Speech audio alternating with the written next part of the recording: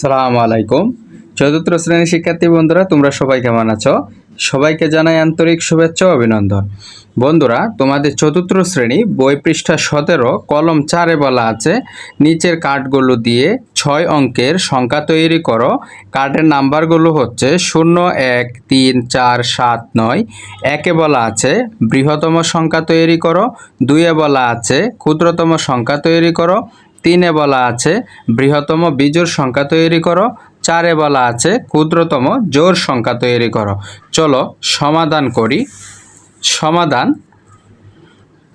1, বৃহত্তম সংখ্যাটি হলো, বন্ধুরা বৃহত্তম মানে তোমরা কি বোঝো? বড় থেকে ছোট সাজানো। তাহলে এই কার্ড থেকে সবচেয়ে বড় সংখ্যা হচ্ছে 9, তারপর 7, তারপর 4, তারপর 3, তারপর 1 এবং সবশেষে 0। ধারাবাহিকভাবে লিখলে এটাই হচ্ছে বৃহত্তম সংখ্যা। 2 হচ্ছে ক্ষুদ্রতম সংখ্যা, অর্থাৎ বৃহত্তম সংখ্যা থেকে আমরা যদি উল্টো দিকে অঙ্কগুলো লিখে আসি তাহলে ক্ষুদ্রতম সংখ্যা হয়ে যাবে।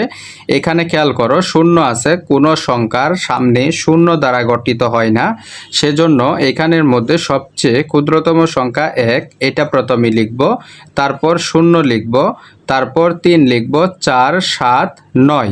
বন্ধুরা 3 নং-এ বলা আছে বৃহত্তম বিজোড় সংখ্যা তৈরি করো, অর্থাৎ বৃহত্তম বিজোড়। বিজোড় মানে কি বন্ধুরা? বিজোড় মানে হচ্ছে, দেখো এখানের মধ্যে বিজোড় সংখ্যা সবচেয়ে বড় হচ্ছে 9। তোমরা জোড় বিজোড় সংখ্যা চিনে থাকলে এটা বুঝতে পারবে যে 9 হচ্ছে সবচেয়ে বড় এবং বৃহত্তম বিজোড় সংখ্যা।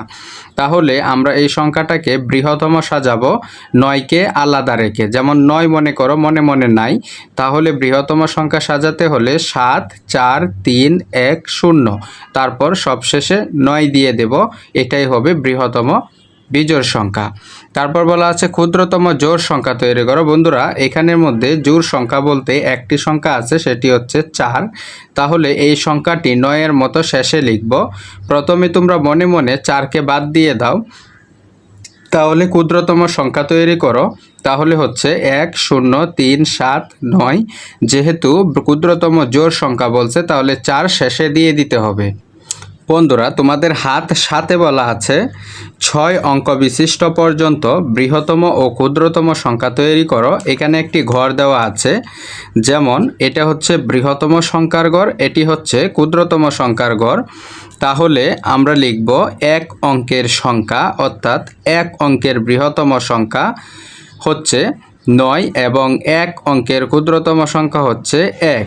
সব 9 হচ্ছে সবচেয়ে বড় এবং ক্ষুদ্রতম দিক দিয়ে 1 হচ্ছে সবচেয়ে ছোট, সেজন্য আমরা লিখব 1 অঙ্কের সংখ্যা 9 হচ্ছে বৃহত্তম এবং 1 অঙ্কের সংখ্যা 1 হচ্ছে ক্ষুদ্রতম।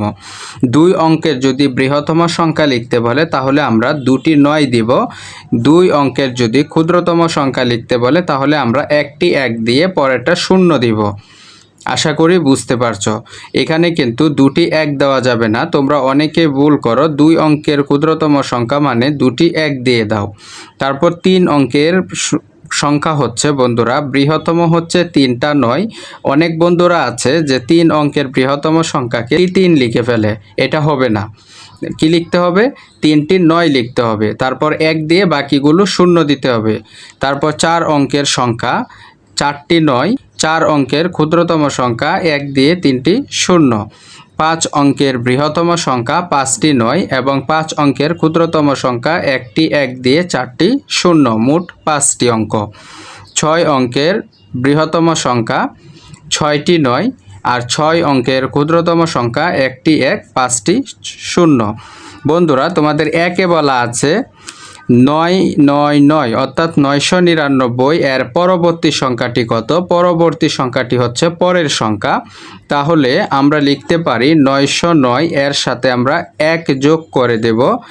9 আর 1-এ 10, 10-এ 0, 1 10, 10-এ 0, 1 10, 10-এ 0, অর্থাৎ 999। এর পরবর্তী সংখ্যাটি হচ্ছে 1000। তারপর বলা আছে 2-এ 10,000, এর পূর্বের সংখ্যাটি কত? পূর্বের মানে হচ্ছে আগের সংখ্যা, তাহলে আগের বললে আমরা 1 বিয়োগ করে দেব। 10,000 থেকে 1 বিয়োগ করে দিলে হচ্ছে, এখানে আছে 10, 10 থেকে 1 চলে গেলে 9, এখানে থাকে 9, এখানে থাকে 9, এইখানে থাকে 9, অর্থাৎ 9,999।